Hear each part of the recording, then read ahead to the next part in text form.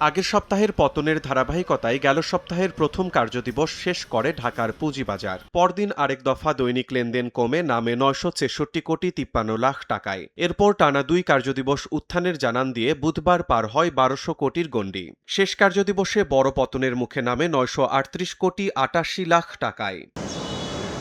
দৈনিক গড় লেনদেন কমার ওই সপ্তাহে প্রধান সূচক ডিএসইএক্স হারায় 96 পয়েন্ট। বাজার মূলধন কমে নামে 7,01,271 কোটি টাকায়।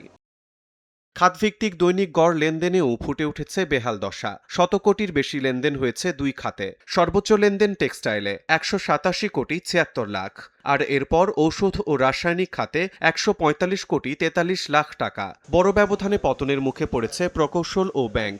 21 খাতের মধ্যে 18টিতেই কমেছে লেনদেন। এদিকে সপ্তাহ জুড়ে দাম বৃদ্ধির তালিকায় আবারও দাপটে ফিরেছে সবচেয়ে বাজে খাত জেড ক্যাটাগরির প্রতিষ্ঠান। শীর্ষ 10 কোম্পানির মধ্যে আগের সপ্তাহে যেখানে এ ক্যাটাগরির প্রতিষ্ঠান ছিল 7টি, সেখানে গেল সপ্তাহে অর্ধেকই দখলে নিয়েছে জেড ক্যাটাগরির প্রতিষ্ঠান।